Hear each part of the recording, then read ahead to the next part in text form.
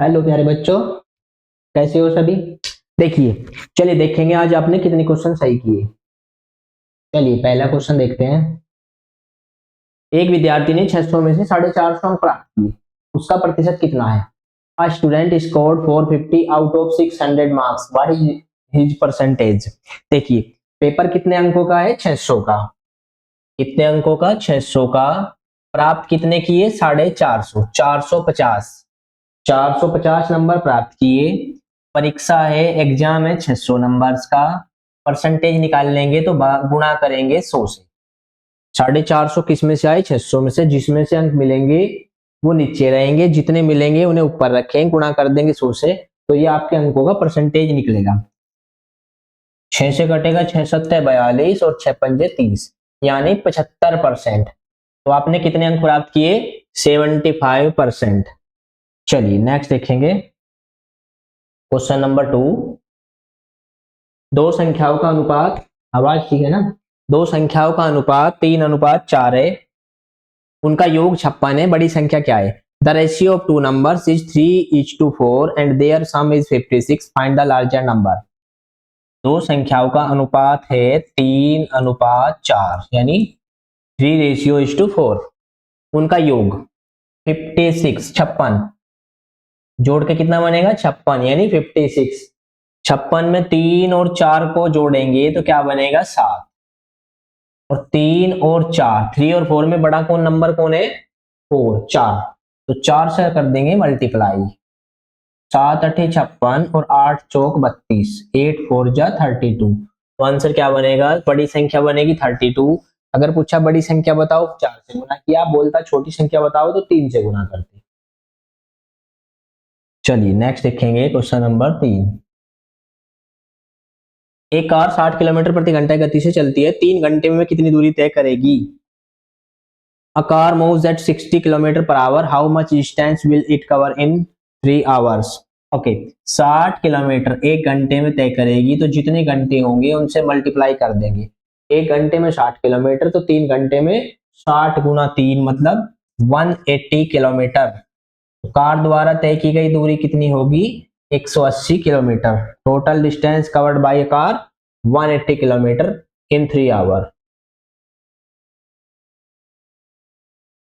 चलिए, एक मजदूर एक दिन में 15 कुर्सियां बनाता है, 4 दिन में कितनी कुर्सियां बनाएगा।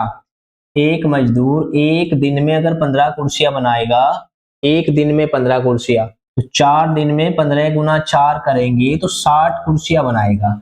कितनी कुर्सियां, 60 चेयर्स। 60 चेयर्स बनाएगा कितने दिन में, 4 दिन में। कब, जब वह एक दिन में बनाता होगा 15 चेयर्स।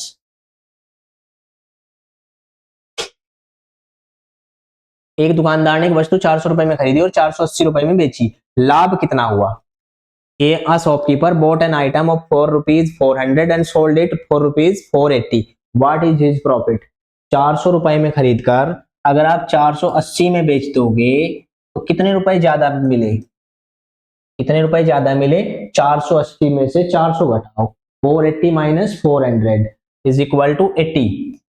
480 में से कितने घटाओगे, 400 घटा लोगे आराम से। तो 400 से कितना ज्यादा है, 480, 80 रुपए ज्यादा।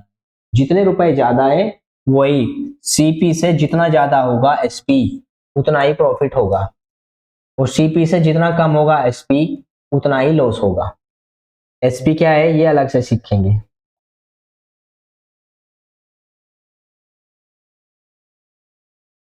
किसी वस्तु को 250 रुपए में बेचने पर 50 रुपए की हानि होती है। An item is sold for rupees 250 at a loss of rupees 50, what is the cost price. यानी वस्तु को 250 रुपए में बेच दोगे, 250 में सेल करोगे तो 50 की हानि होगी। तो 250 में सेल करने से 250 में सेल करने से 50 रुपए लॉस होगा। तो 250 माइनस 50 इज इक्वल टू 200 होगा सेलिंग प्राइस। कितना होगा, 250 में बेचने पर 50 रुपए की हानि। गलत किया, 250 में बेचने पर 50 रुपए की हानि, मतलब 300 रुपए का माल था, 250 में बेच दिया। वस्तु कितने रुपए की है, 300 की। सीपी कितना है, 300।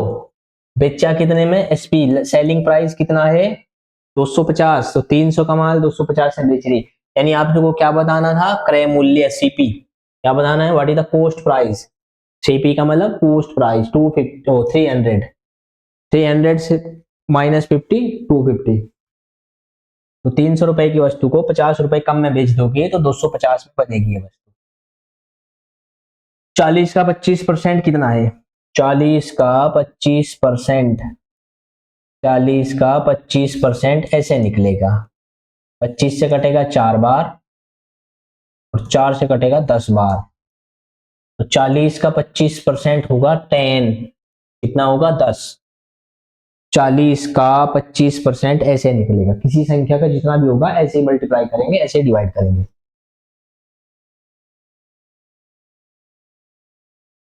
क्वेश्चन नंबर 8, 10 मजदूर एक दिन में 100 मीटर सड़क बनाते हैं, एक मजदूर एक दिन में कितनी सड़क बनाएगा, 10 workers build 100 metre road in one day, how much road will one worker build in one day. Okay, देखिए इस क्वेश्चन को आपको केवल ऐसे करना है, 10 मजदूर एक दिन में कितनी सड़क बनाएंगे, 100 मीटर, 10 मजदूर एक दिन में कितनी सड़क बनाएंगे, 100 मीटर, काम केवल नीचे रखेंगे बाकी सब कुछ ऊपर रखेंगे। ऐसे ही फिर बोला गया आपसे, एक दिन में एक मजदूर एक दिन में 10 मजदूर एक दिन में 100 मीटर सड़क बनाएंगे, एक मजदूर एक दिन में कितने मीटर सड़क बनाएगा, वर्क डब्लू वर्क कितना करेगा, तो 10 से 100 को डिवाइड करेंगे 10 बार, तो डब्लू कितना होगा, डब्लू बराबर होगा 10, कितना होगा 10 मीटर, कितना बनेगा ये 10 मीटर। थोड़े बड़े क्वेश्चन होंगे तब और अच्छे सीखेंगे, अभी ये आसान क्वेश्चन है।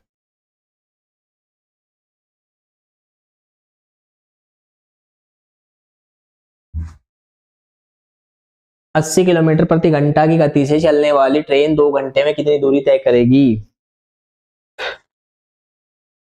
A train runs at 80 kilometre per hour, how much distance will it cover in 2 hours.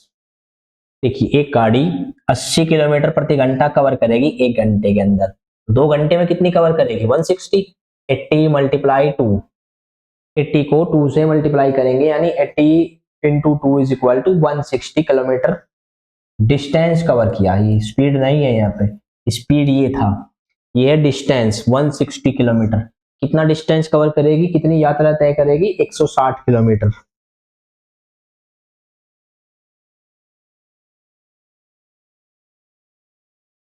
देखिए अनुपात का क्वेश्चन है, रेशियो से क्वेश्चन है, कैसे बनेगा, 12 ratio x equal to 3 ratio 5, तो बाहर का गुना बाहर होगा और अंदर का गुना अंदर होगा, बाहर का गुना बाहर करेंगे अंदर का गुना अंदर करेंगे, तो x गुना 3 बनेगा 3x बराबर होगा 12 गुना 5 मतलब 60, 3 से डिवाइड लगाओगे 12 को, 3 से अगर डिवाइड लगाओगे तो 4 पंजे 20, 3 से डिवाइड करेंगे 12 को तो 4 आएगा और 4 पंजे क्या बनेगा 20 20, x इज इक्वल टू 20,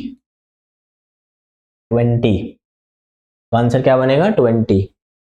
तो ये मैथ के क्वेश्चन थे, आपको रोज मिलाने चाहिए, आपके मैथ के क्वेश्चन कितने सही होते हैं। इसके बाद चलिए देखेंगे जीएस के क्वेश्चन आपने कितने कितने सही किए हैं। तो रोज क्वेश्चन पहले मिलते हैं आपको, पहले बनाओ उसके बाद से फिर अपना मिलान करो।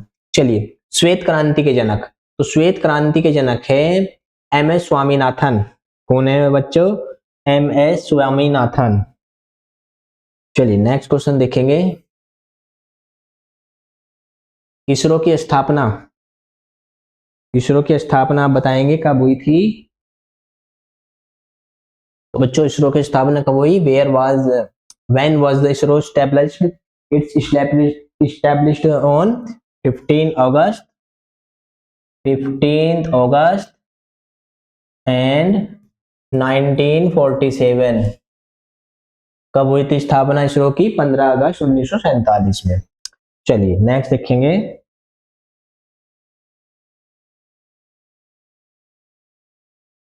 दांडी मार्च किस वर्ष हुआ, in which year did the Dandi march take place. Dandi march हुआ था 1932 में। दांडी एक स्थान मिलेगा गुजरात में, वहां से नमक कानून बनाया गया महात्मा गांधी द्वारा, वही दांडी मार्च है। काफी कुछ पढ़ने को मिलेगा दांडी मार्च में, अलग से पढ़ेंगे। तो कब? 1932 में। काजीरंगा राष्ट्रीय उद्यान, Kaziranga, Kaziranga national park is located in which state? तो आपसे पूछता है काजीरंगा किस राज्य में स्थित है। तो काजीरंगा, सबसे पहले तो ये काजीरंगा एक एक सींग के गैंडे के लिए प्रसिद्ध है, यानी गैंडे को एक ही सींग होगा, ठीक है। तो काजीरंगा कहाँ है? ये है आपका असम में। तो कहाँ है बच्चों काजीरंगा? कहाँ चला गया अचानक? काजीरंगा है आपका असम में। कहाँ पे? असम। तो काजीरंगा कहाँ है आपका? असम। मैं इधर खड़े हो जाता हूँ। नेक्स्ट देखते हैं, सियाचिन ग्लेशियर किस पर्वतमाला में स्थित है? सियाचिन ग्लेशियर, तो आपसे पूछता है सियाचिन ग्लेशियर किस पर्वत श्रृंखला में स्थित है? Siachen glacier lies in which mountain range? Mountain की कई सारी, माउंटेन हिमालय वाले माउंटेन की कई सारी पर्वत में कई रेंज होगी। तो एक यहाँ पे ध्यान देंगे, हिमालय रेंज में क्या आंसर अलग से पड़ेगी? काराकोरम रेंज। तो हिमालय पूरे पर्वतमाला है और उसी में काराकोरम, लेह, लद्दाख, जास्कर, ये सभी अलग अलग रेंज बनेगी। तो सियाचिन जो इस रेंज में पड़ेगा, ये पड़ेगा काराकोरम रेंज में, और ये दुनिया की सबसे ऊंची युद्ध भूमि है काराकोरम। चलिए, भारत का पहला परमाणु परीक्षण किस वर्ष हुआ?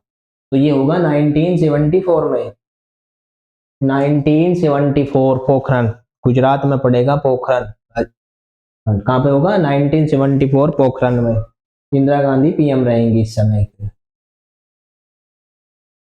नर्मदा नदी का उद्गम, तो Narmada, where does the Narmada river originate?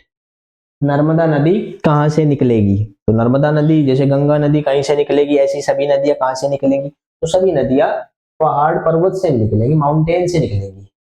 तो सभी नदियां किसी न किसी माउंटेन से निकलेंगी। और आपसे पूछा है कि नर्मदा नदी कहाँ से निकलेगी? तो नर्मदा नदी निकलेगी अमरकंटक के पहाड़ से। कहाँ से? अमरकंटक,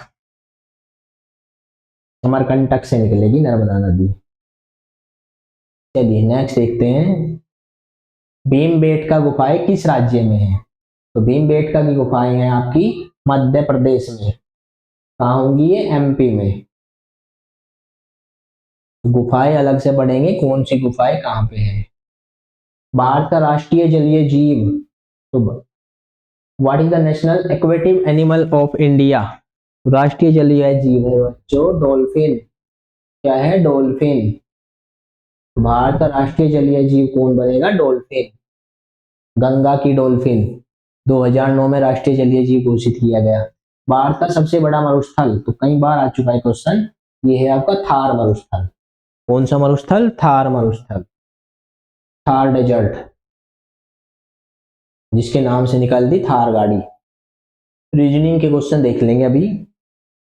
तो ये बना हुआ है 2 का स्क्वायर, 3 का स्क्वायर, 4 का स्क्वायर, 5 का स्क्वायर, तो अगला नंबर होगा 6 का स्क्वायर, 36। देखो, 2 का स्क्वायर 4, 3 का स्क्वायर 9, 4 का स्क्वायर 16, 5 का स्क्वायर 25 और 6 का स्क्वायर 36 बनेगा। तो अगली संख्या नेक्स्ट डिजिट में क्या होगा? 6 का स्क्वायर। सीरीज यही चली हुई है, तो सीरीज पकड़ेंगे 2, 3, 4, 5, 6 के स्क्वायर है सभी नंबर्स के। तो स्क्वायर्स याद रखने होंगे 50 तक के, याद करेंगे बाद में चल के। BEHK से अगला संख्या क्या होगा? BEHK, बी का मतलब 2, ई का मतलब 5, एच का मतलब 8, के का मतलब 11। तो 2 के बाद 3 जोड़े 5 आए, 5 से 3 जोड़े 8 बनेंगे, 8 में 3 ऐड करेंगे 11 बनेंगे, 11 में कितना ऐड करें? 3, 14 बनेंगे। तो यहाँ पे देखेंगे तो 14 नंबर किसका होगा? 14 नंबर पे कौन होगा? M 13 नंबर होगा और N 14 नंबर होगा। तो इसके बाद अगली संख्या होगी N, तो ऑप्शन नंबर बी में N। नेक्स्ट देखते हैं, यदि 7 8 56, तो आसान से बना दिया गया।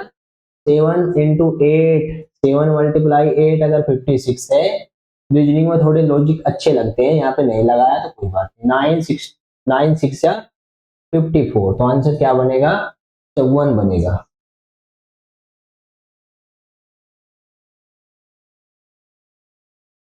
प्रकाश का विलोम अंधकार, छोड़िए, और पृथ्वी का पर्यायवाची धरा। कल भी शायद यही क्वेश्चन थे। कुछ क्वेश्चन बार बार मिलते हैं एग्जाम में, बार बार मिलते हैं, इसलिए बार बार दिखेंगे, तो अच्छे क्वेश्चन को बार बार ही पढ़ेंगे। चलिए, तो आपको रोज देखना है कि आप कितने क्वेश्चन सही कर पाओगे, और इसके बाद इन्हें बेसिक से मैं बैच लेके आऊंगा अप्रैल से। अप्रैल फर्स्ट और सेकंड वीक में बिल्कुल शुरू से आपकी क्लास, नवोदय क्लासेस और स्कूल क्लासेस दोनों शुरू कर देंगे हम। Thank you.